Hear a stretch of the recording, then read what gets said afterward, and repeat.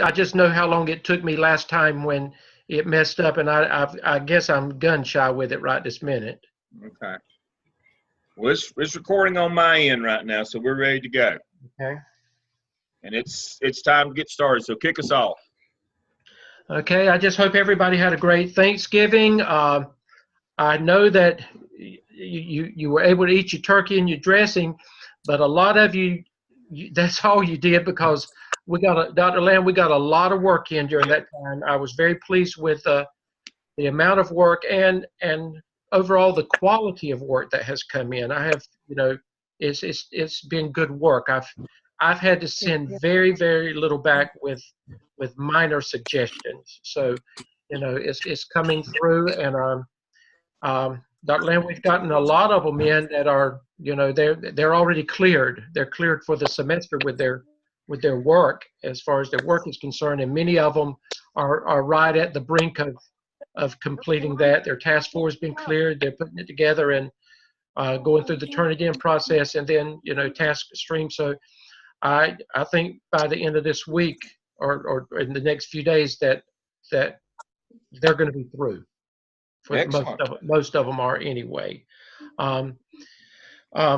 Our purpose tonight is we're going to just remind you that it's your responsibility to go back into Blackboard, and if there's an empty space in where a grade is supposed to be, that means you have not submitted something to us, and you need to look at your points, what it's going to take to because if it's not there when grade time comes, Dr. Lamb, we have to go with what we've got. So please make sure that you're doing your part to assess, what, and we've had a few students that have said, I thought I had sent that, and then they went back and realized that they had not submitted it. So, please make sure you do a self-check, and you take care of what it is that you have not done, if there's something that has not been done. Dr. Lamb, I think tonight we're going to just remind them of, for semester 1, everything that should be cleared at the end of this semester in task stream. And then I think we're going to go over review some of the takeaways from the case studies, and I think you have some comments that you wanted to make on that as well. I do. Okay, I'll let you start from now. Okay. Before we get too far along here, what was the question that we had about? Okay, Amanda, unmute yourself and ask that question. Dr. Lamb, I was working on adding things into my folio over the break, and I'm having trouble with a lot of them saying that they're too large. Oh, okay, yeah. That's why I told you it needs to be icons. It needs to be pictures. It doesn't need to be the whole PowerPoint. Well, I mean, I tried to cut down, like I was telling Dr. Stedman, I know a lot of my stuff is long, and so I had cut one down to like 3 slides, and it still wouldn't take it. Just do screenshots of the opening page. Oh, okay. Supposed to be icons. Okay, I didn't know if that was sufficient. Okay, that's fine. I've got plenty of that. Yeah. You've got the materials. But the Garden Web doesn't want to pay all this storage. That's why I've stressed, take screenshots, take pictures. Don't put the whole video up. Just quick and dirty. It's a storage issue. It's exactly right. Okay.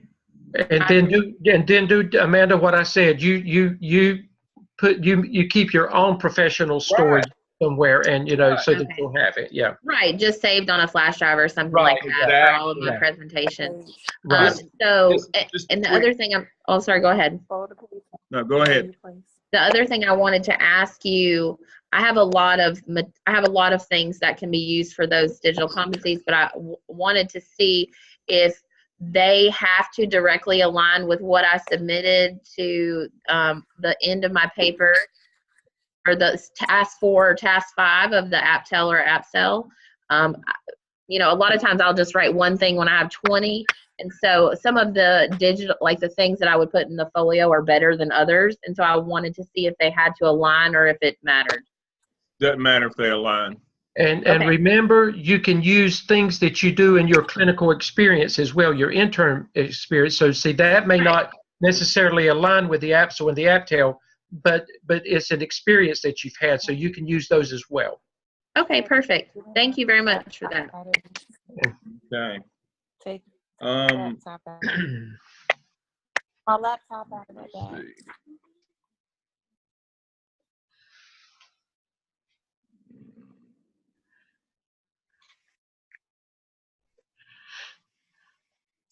Keep going back. In the cord. I have 2 documents.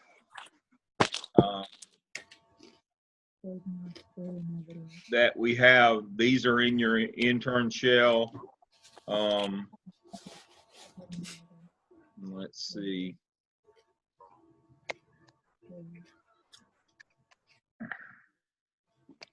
No, over here by the lamp. Down, I could, yeah.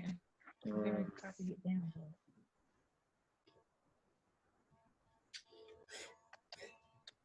What we have done is we have mapped for you where you will find competencies from your evidence artifacts. Let's see.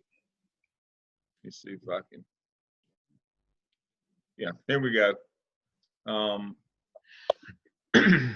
You know that the list of suggested activities from your clinical, that's open-ended, and we've mapped those for you. Those are in your handbook. We've also mapped for you where you can find your artifacts, your evidence proofs, or what we call artifacts, where you can find those competency folio artifacts. These are those things. I'm going to go ahead and I'm going to also post this, and I've intentionally not put it in yet. I'm going to go ahead and post that under the MELS scale handbook.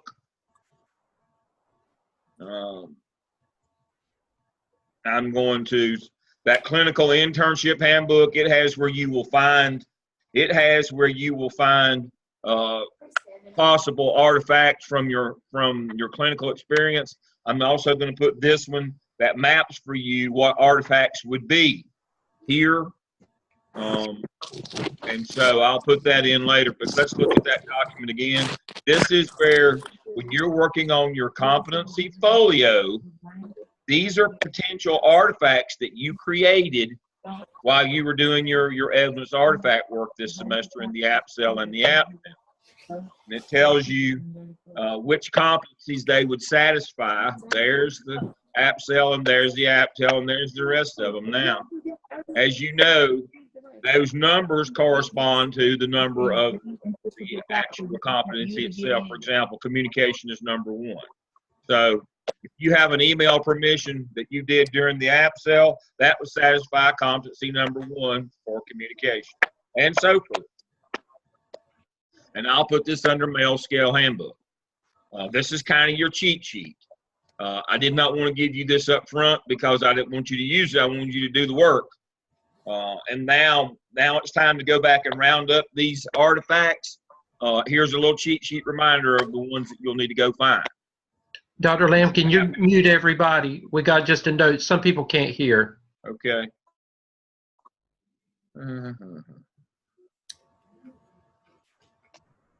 All right. So Dr. Crawford, I think, is probably with us. He can unmute himself if he needs to. And you can unmute you, Dr. Stedman. Let me see if I can find Dr. Crawford here. And I'll unmute him. There he is. Welcome, Dr. Crawford. And I'll unmute him. So again, this is your cheat sheet where you will find your examples of competency, things, email permission, an agenda, minutes, pictures of a meeting. You notice pictures or video of your action plan presentation. Now, it will let you upload a link to a video. It won't let you upload the MP4, but you can upload the link to a video. And so these are things that you've done this semester from the APSL and APTEL that would be examples would be artifact examples for your competency folio. And I'll put that in tonight under MELS Scale Handbook. And then again, in this handbook, you've already got, your list of activities. It tells you which competencies those go with. And if you produced an artifact from doing that, there it is. You're open-ended. All right. So that should take care of that housekeeping on your competency folio. I'll put it right here. Case studies.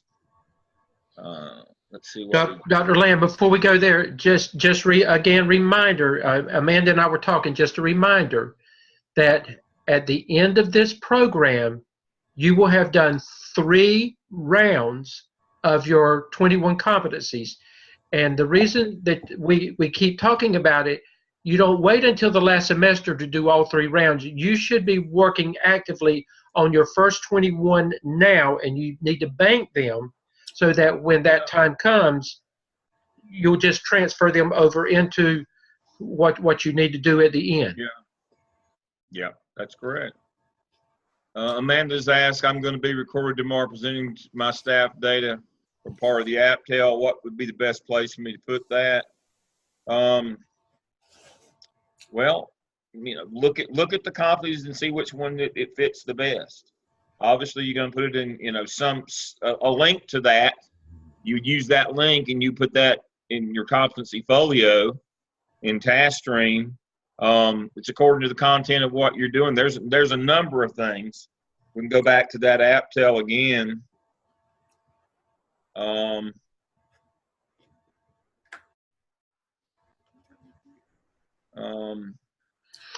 Dr. Lamb, they don't want probably going to be communication. Right. It's in the staff development method model, staff evaluation. It could be that staff meeting schedule for whole group. It could be, it could be change management. It could be a number of things in terms of what you believe that it is. It could be results orientation. It could be a number of things. It's according to the content of the presentation you're doing would determine which competency it meets. Sharon asked a good question, Dr. Lamb. Let me get to it. Goes on with that. Can you submit more? I continue to get that question. Be creative. Don't use the same event for multiple competencies. You can, but pull different parts of them out. But don't do one thing and try to get 6 competencies out of it. Be more creative than that. In the end, if you got a competency folio with 63 individual examples of competency, they shouldn't be related to just 3 or 4 different activities that you did. Be judicious in that.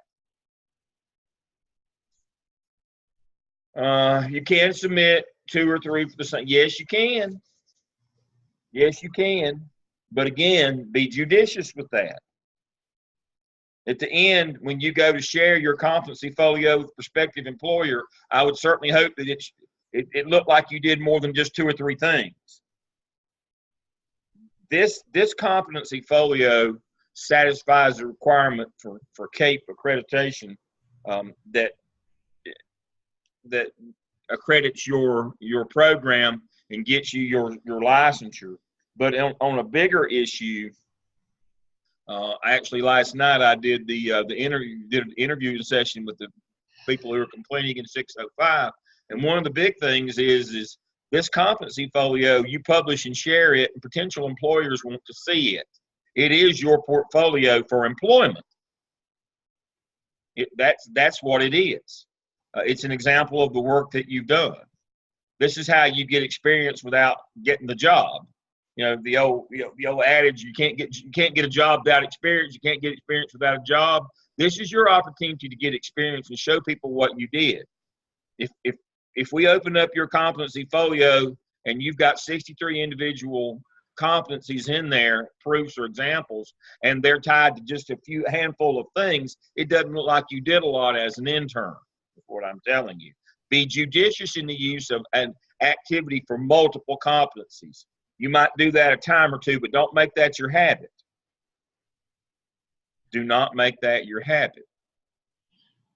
I tried to submit 2 different artifacts for communication, but I couldn't do it. You can upload multiple art.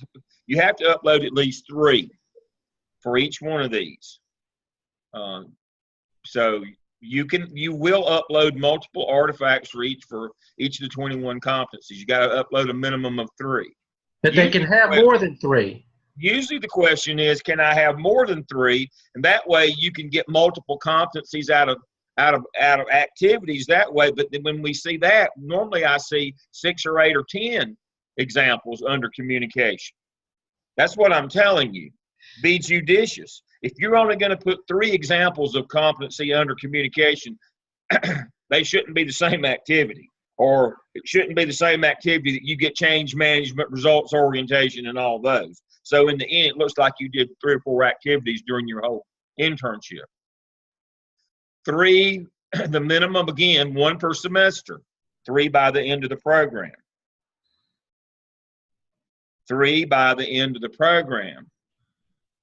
And I completed the entire folio. Yeah, you're supposed to do 1 round this semester and submitted various clips, not links.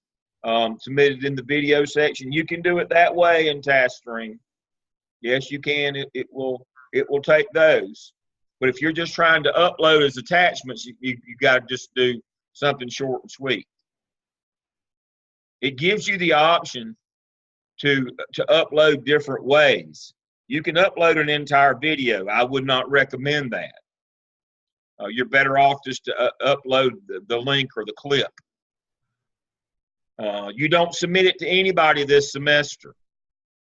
For some reason, we're not remembering tonight. Your competency folio is only submitted at the end of your program.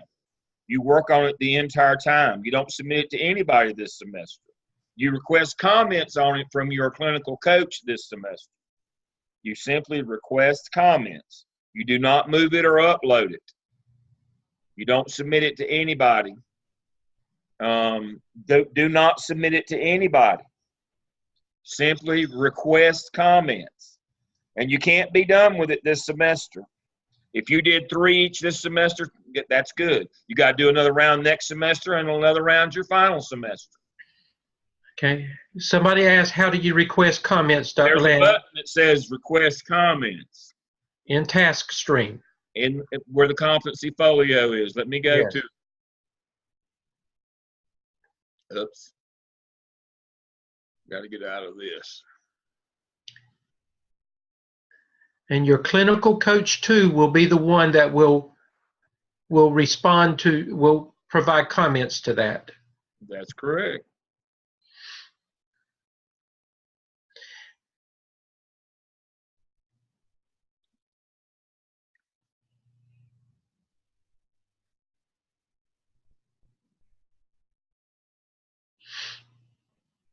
All right.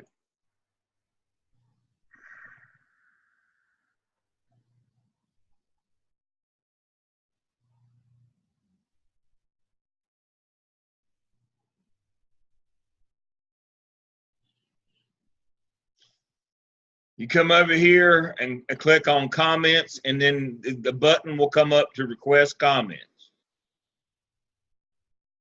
All right. So if we upload something for communication, and I click on comments and hit request comments, and that's the one right there. Continue, and then I pick my clinical coach 2. Let's say it is Dr. Stedman.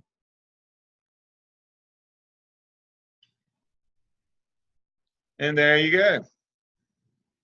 And that's how. Now you can wait and do multiples at one time, as you saw. Let's say you uploaded communication, change, and conflict. You uploaded all 3. You can request comments on all 3 at one time rather than 3 different times. Continue. We'll go to Dr. Stedman. And there we go. That's how you request comments from your clinical coach. You do not upload this or submit it to anybody this semester. This will not be completed until you get to the end of your last semester. If you uploaded 3 this time, good for you. You still got to do an upload the second and third semesters that you're in the program. This is proof that you are a full-time intern. You must have something in here under each of these competencies each semester that you're in the program.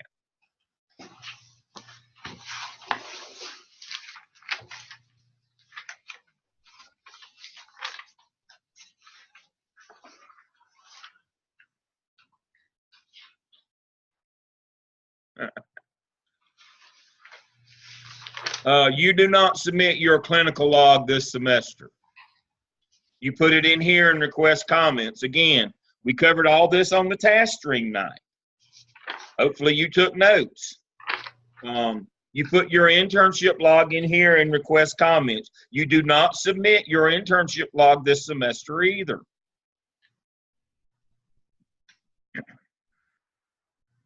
If we went to your DRF portfolio,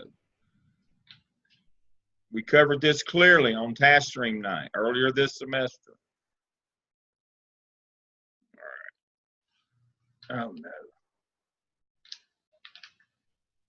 I got to switch over to your view, the student view. Let's see, here we go.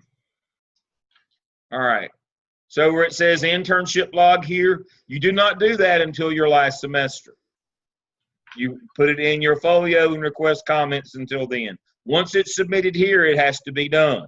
It has to be complete for every semester that you're in the program. Same way with your competency folio. When you submit it here, it has to be done. It has to have artifacts from every semester.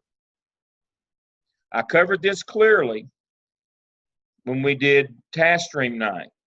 We videoed it, we gave it to you, we went over it clearly. Competency folio is every semester, it's one. You do it every semester until you get through. You put your log in it every semester, you upload artifacts every semester. You do not submit it until the end of your program. Competency folio is not submitted and logged until the end of your program. You continue to work on the same one every semester. And you don't get a grade on it. That's why it's not in Blackboard. You only get comments from your clinical coach too, if you request them. Mm-hmm. All right. My mentor asked me, and I wasn't sure of the answer.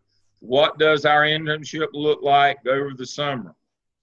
Looks like you want it to look like. If it were me, I'd be there for 2 weeks, 8 hours a day for 2 weeks, getting my 80 hours in, watching them doing the master schedule. That's what I'd do. That's really when you can get the most experience if you're not in a year-round school. Yeah. Yeah, because you're not tied to a classroom. Yeah, that's right, Dr. Crawford. What's going on? Dr. Crawford may want to chime in because he's an acting principal and he knows exactly how he could use somebody in the summertime. Yeah. Dr. Crawford, what would you have them doing if they were your interns in the summertime? It depends on the level of the school. If you're at a middle school or high school, scheduling is a big piece. There's an AP, or at the high school level, an API that is normally scheduling. At the elementary level, normally the principal does scheduling this summer, so you could help with, watch, or assist in that. You could check if there are any building initiatives that may be going on with maintenance or overhaul or upgrades. So, for example, we just found out my school, as of right now, is one of 10 schools with high lead in the water, according to the EPA. So that was my day-to-day, and they have a team coming in over the next few weeks that will be coming in and replacing all the water fountains and water spouts. So there's enough to do over the summer where you should be able to get some good quality hours in. Right. A lot of facility needs in the summertime are met. And then, Dr. Crawford, one of the things, too, is they need to learn as a balance in that, because you're closing out and you're starting at the same time. You're closing out a year and you're starting. Yes, that process actually starts in February. So I'll tell Right. everybody right now, I hate February to June because I'm closing school, I'm opening school, I'm closing budgets, I'm planning next year's budgets, we're staffing, and so I'm doing 3 different things at the same time for about 4 months straight. And another thing, if you know, working with your administration, they're in the hiring process many times over the summer, so they may allow you to be a part of the interview process in the summertime. Definitely. Although I'll tell you right now, you don't want to be hiring in the summer. No, but sometimes it is one of those necessities Things happen. Yeah. Yeah, things happen, but yeah.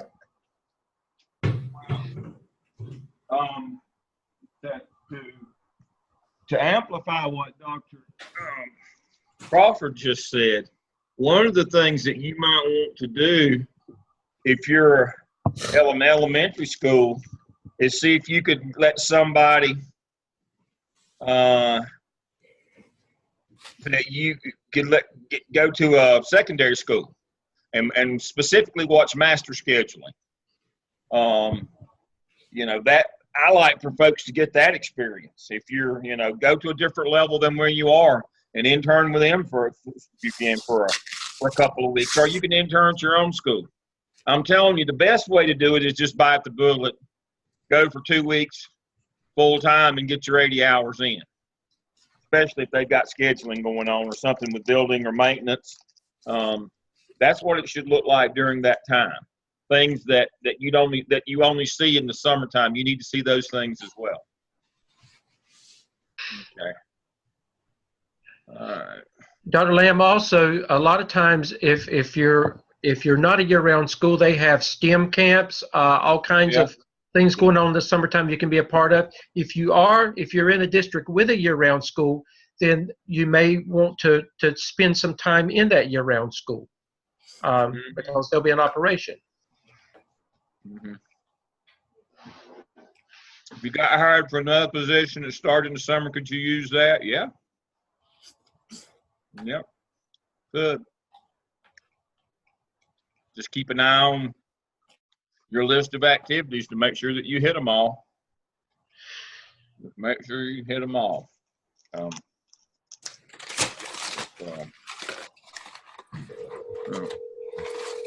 that should be your competency folio.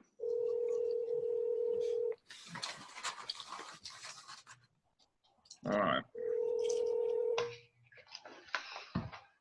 Okay.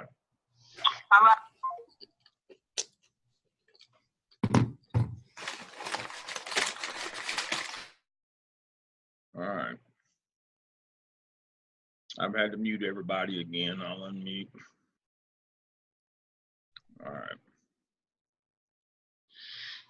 I'll unmute those two. All right. So that's your competency folio. Remember, you got to do one round, all 21, every semester you're in the program. I continue to say that, whether you're in for 3 semesters or 5 semesters. Sometimes students are in for longer than the 3 semesters and they think, well, oh, I don't have to do that.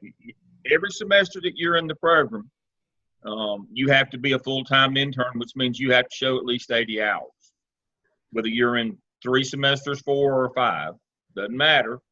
You have to be a full-time intern every semester. And that represents 80 hours of clinical activities. And then you have to hit competencies during that every semester. So if you put 3 in this semester, that's good. You can put 1 in for each one of them next semester, or you can do 3 more. We have a lot of folks that have 9, 10, 15 artifacts for each of these. And that's when you can use multiple activities to hit multiple competencies, is when you're putting more than 3 in. It looks really thin if you use one activity and hit 4 or 5 competencies out of one activity, and you've only got just a handful of activities and got 63, and you got 63 competencies out of 4 or 5 things. That doesn't look good to prospective employer. I mean, it rings the bell for us. I mean, it does put the check in the box. But when you download and share this thing with a prospective employer, and they say, well, that's the same thing you did for that one, and that's that same activity again, and you were in this for a whole year and you only did 4 activities. That's what we're talking about. So be judicious with using the same activity for multiple competencies. If you're only going to do the minimum number of 3 for each one, that's not a good idea. All right. Let me get out of task stream. Always log out when you go out of task stream, as I told you before. I even use a different browser than the one that I work elsewhere, and I very rarely do I get task stream to crash on me. All right. So let's talk about case studies tonight. All right. Dr. Stedman, start us off with case study number 1. What are your thoughts on case study number 1? Let's find it here. Case study number 1, the principal is the instructional leader. What are your thoughts on this? Well, I reread it again this afternoon, just for clarity, and it sounded like a school that I've been to one time before. Yeah, me too. It did. There were several red flags that came up, and he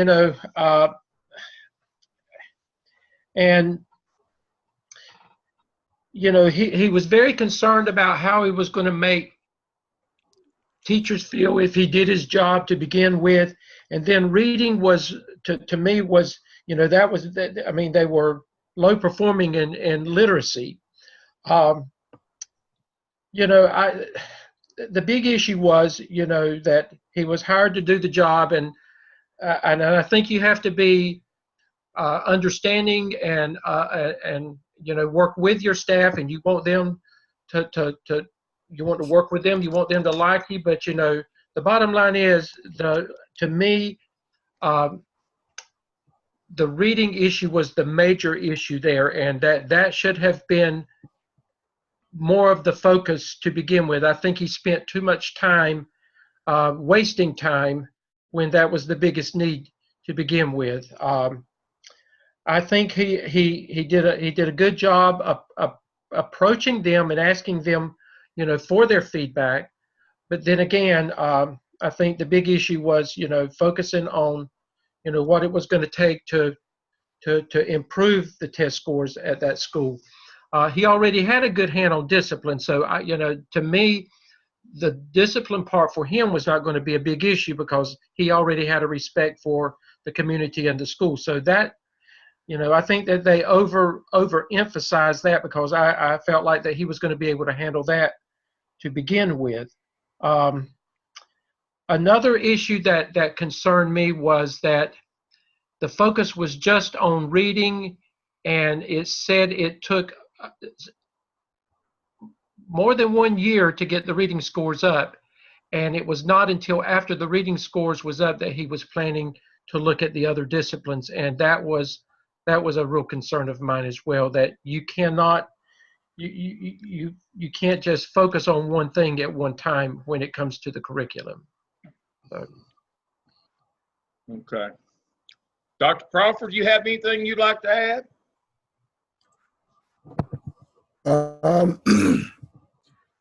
So I agree that you can't necessarily just look at one thing at a time, but I would tell everyone that you also cannot do a lot of things well. Right.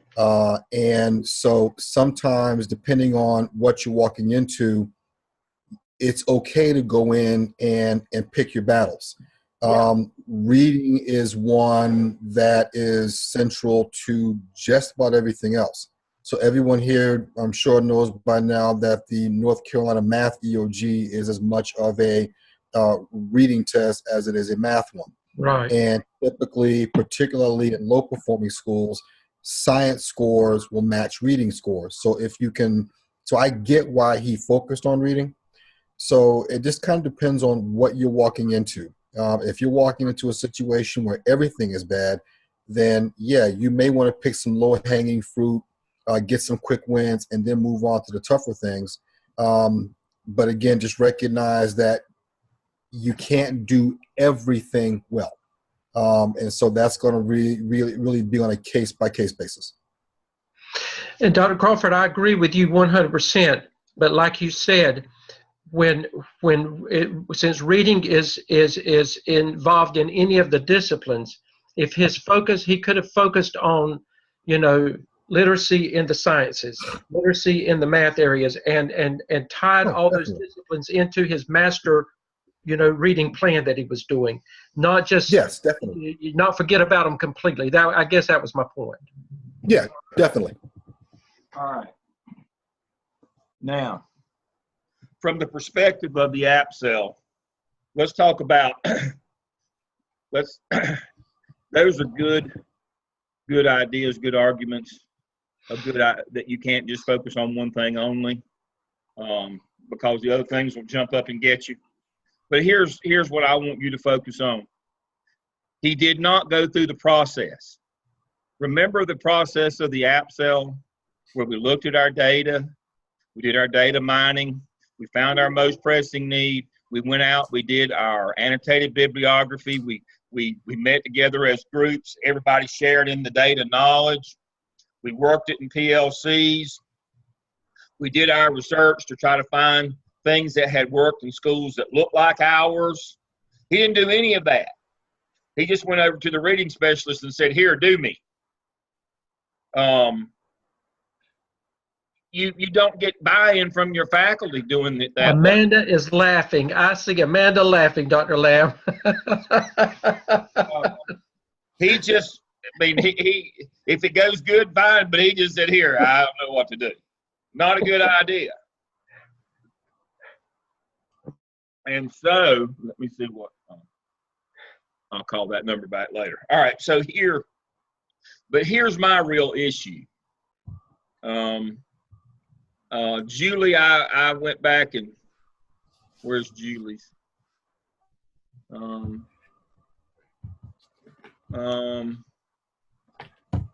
thought I had Julie's here somewhere. It may be underneath here somewhere. Let's see. Here we go. This is Julie Pittman's idea.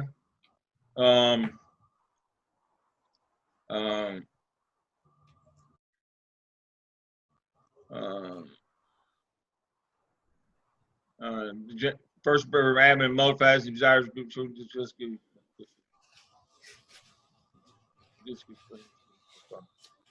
Yeah. Trust the resources, the coach, without questioning and exploring other possibilities, utilizing his staff. He just said, "Here, I'll trust you, do me." He didn't do any research to find out what best practices were or any of that.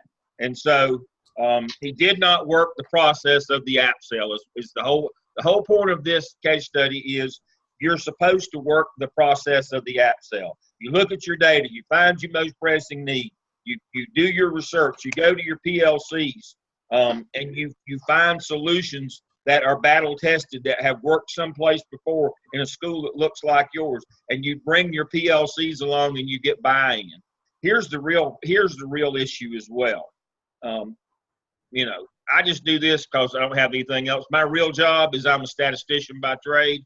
I teach doctoral statistics on the weekend as my real job. There's a function called regression to the mean. It's a statistical function. If you don't believe me, I've actually got the definition pulled up right here. In statistics, regression to the mean is a phenomenon that is variable extreme on its first measurement. It will tend to go closer to average on its second. What that means is this. If you only focus on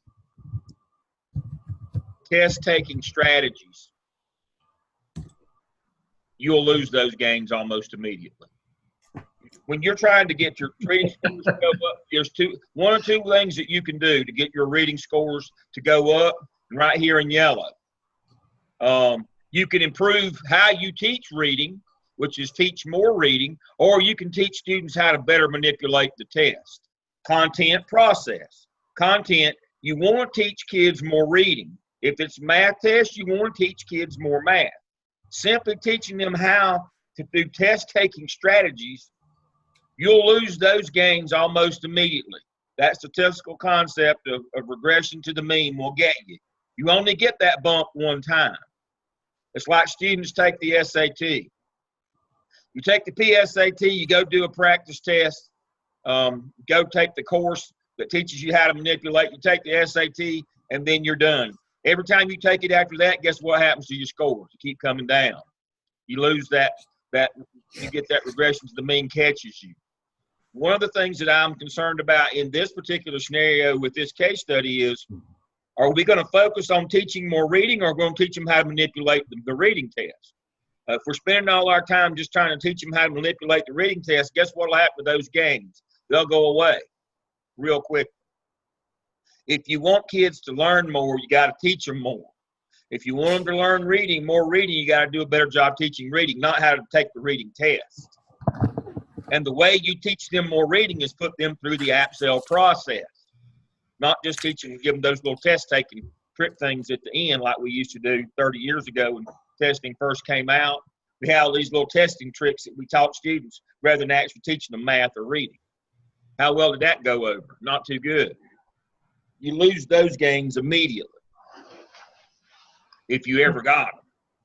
There's a process that you need to put your school and yourself through, and that is, we do the data mining. We find out what our most pressing need is. We do our research. We do the work in our PLCs, and we best practice this thing. We do a better job teaching. We do a better job teaching the actual skill of reading, not just how to manipulate the reading test. That's the idea. This is the trick part of it, and it tells you right here. A comprehensive test preparation program that helps students become familiar with the format of the test. That's all well and good, but that can't be the content of our reading program. That doesn't teach them more reading. That's just a test manipulation. The whole idea here is you want your school to be about teaching and learning, a culture of teaching and learning, not just manipulating the test. Schools and school districts that are only interested in manipulating the test, pretty soon you see these scandals that hit the educational news cycle about cheating on tests because we don't know what to do other than cheat. We don't know how to get good scores. All we know is manipulation, and when regression to the mean hits us and our scores start to slide, where the test taking tricks don't work anymore, all's left is just to cheat at that point. Build your school and the culture of your school on a good foundation of teaching and learning. Best practice is teaching better, teaching more, teaching better, not just manipulating the test. And Dr. Lamb, I would 1,000% with both Dr. Stedman and Dr. Crawford. You can't do 1,000 things well. You can't forget the basics. You got to look at your core. And as Dr. Crawford pointed out, many times they're the same thing. Your science, math, and reading scores are going to reflect one another, especially at that level, because they're all based on reading. Right. But that's my point is I'm concerned that this person didn't work the process. That just said whatever the reading person says, let's just do that. And basically what we start doing then is gimmicks, how to manipulate the test. You've got to work the process like we taught you in the APSEL. And Dr. Lamb, several of them did talk about that in one way or another. Yeah. In their writing and when they met with their Zoom sessions. This did come out. A lot of it came out. Yeah. Well, you did. But that's the trick. I'm not asking you to be naive and think, oh, the test will take care of itself. But you can't just teach kids to manipulate the test. That's not. If you want them to be better readers, you got to teach them. You got to teach them more reading. You've got to be focused on content, not just the process of the test. And that's the part that scares me on that. There's a process, and that process for you as the administrator is what we taught you in the APSEL. All right, let's talk about the APTEL right quick.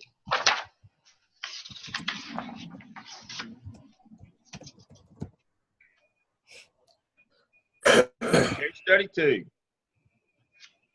I've got Phoenicia's answer. I like hers on this one. Let's see. All right. That's not the one I want.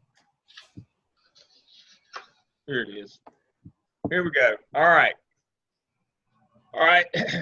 Dr. Crawford, if you have any ideas on this one that you'd like to share, Dr. Stedman, just jump right in. Okay.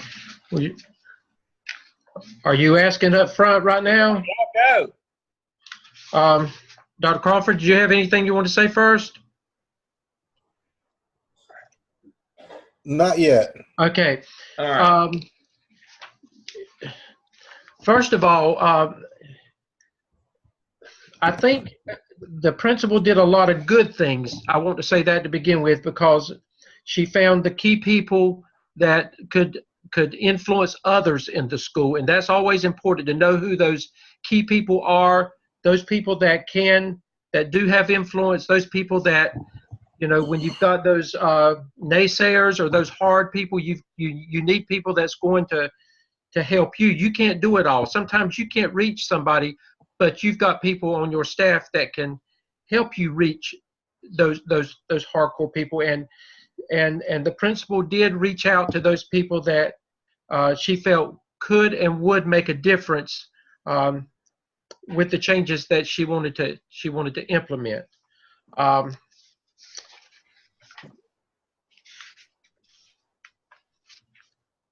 Dr. Lamb, you want me to continue? Yeah. Whenever you got done, and then I'll come in and I don't know what he's doing. I'll go ahead and weigh in right now.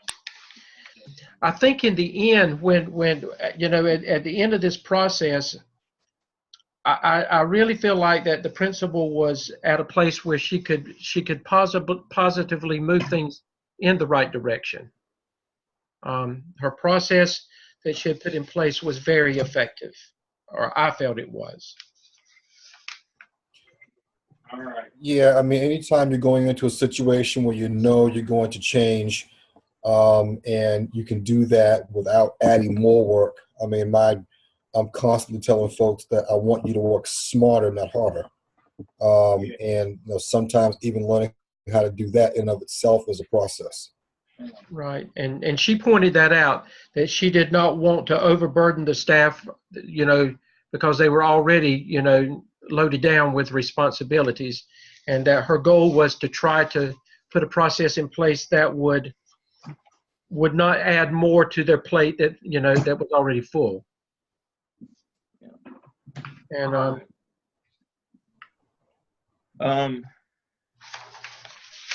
it's been 1,000,000 years since I taught school, public school. Probably not quite 1,000,000, but it seems like it. But one of the things that's constant in our business is people want to know what they're being tested on. There's going to be a test. They want to know, is this going to be on the test, or am I going to be tested, or what's going to be on the test? If you'll remember when we did the APTEL, what's the first thing that we had you do? We had you identify the rubric, the document, the checklist that you were going to use before you went in the classroom. So why?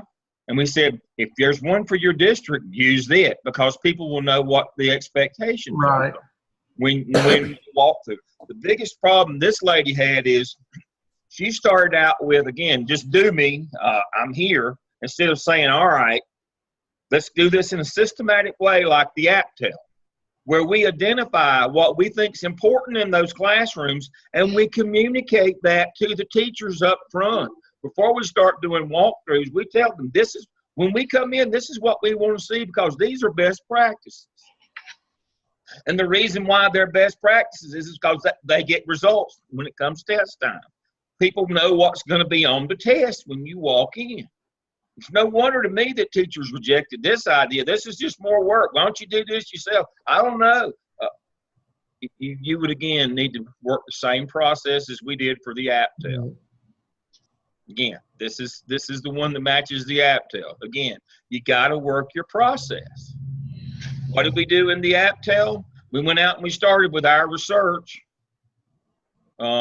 on efficacy and empowerment and empowerment as a classroom leader, and we identified an instrument, hopefully the one that your district used, the teachers would know what they're being graded or being tested on when somebody comes in their room.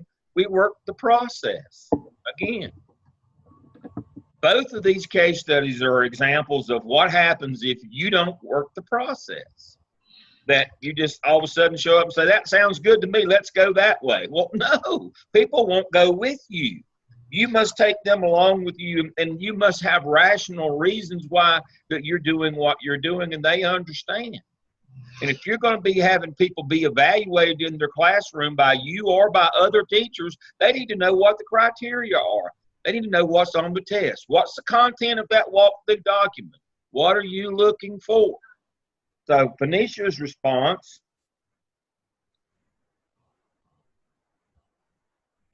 And that process needs to be consistent, Dr. Lamb. That's correct for everybody.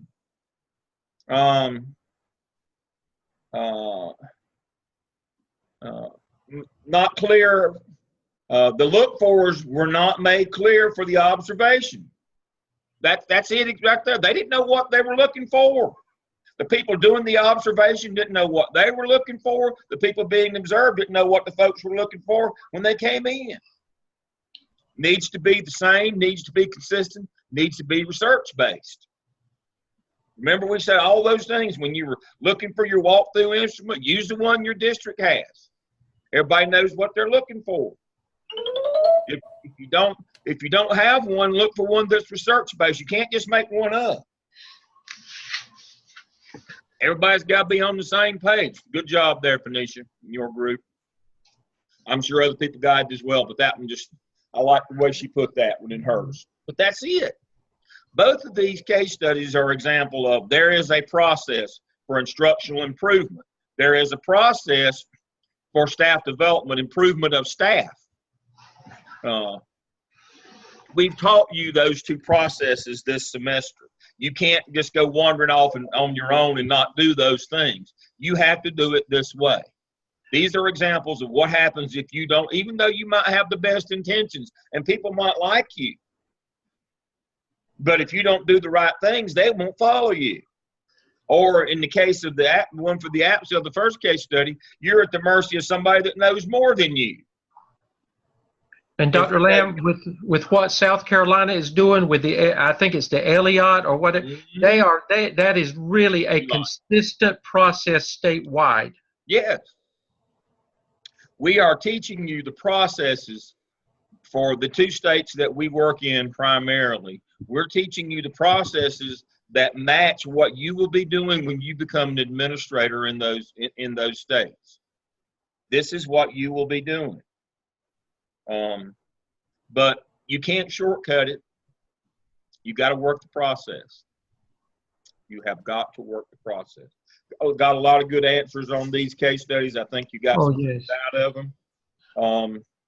Working in your groups, sharing ideas, that's a lot of the value. But in the end, you know, what we wanted you to learn from these two case studies was there's a process for instructional improvement. There's a process for staff improvement, and you've got to respect those and you've got to run those if you're going to be successful in this business. And I want to tell them, you know, I was very pleased. They didn't waste the time. They did what we asked them to do. Scholarly discussions were held during this time, and we were very pleased with that. That is correct. That is correct. All right. Let me see.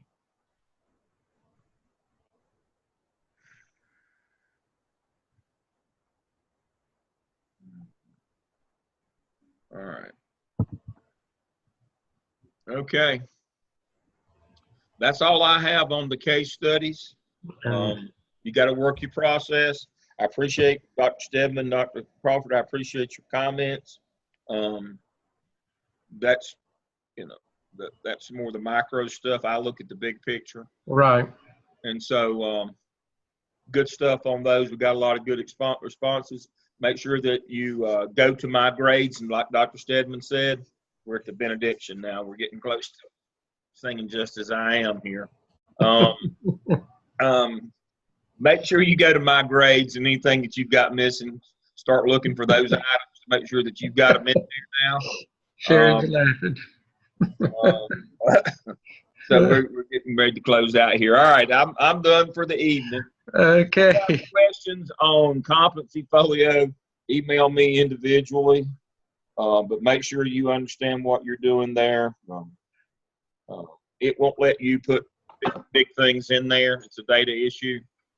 So again, try to take snapshots, screenshots, pictures, those kinds of things, or links to videos. It won't let you upload MP4s unless you go to a separate section.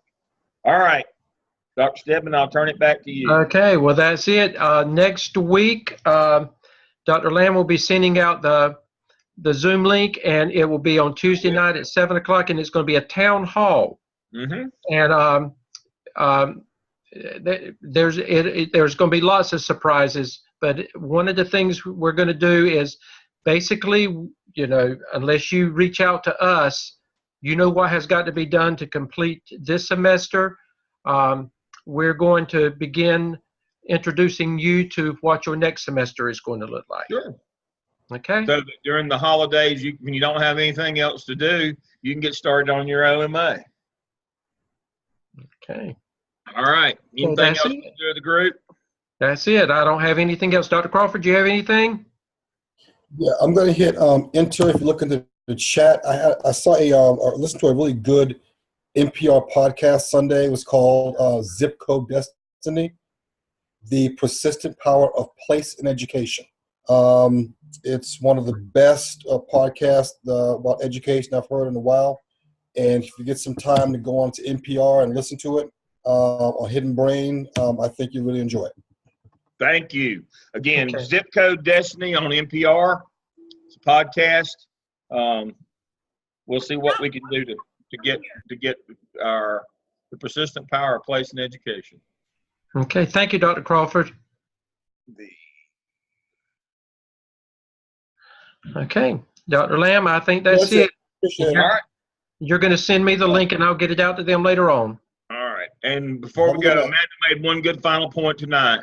There was no consistency, and anytime you give everyone that much power, they will never agree. That's exactly right. Good. That's good, Matt. That's good closure. All right. Everybody have a good week, and thank you. Okay. Okay. Good night, everybody.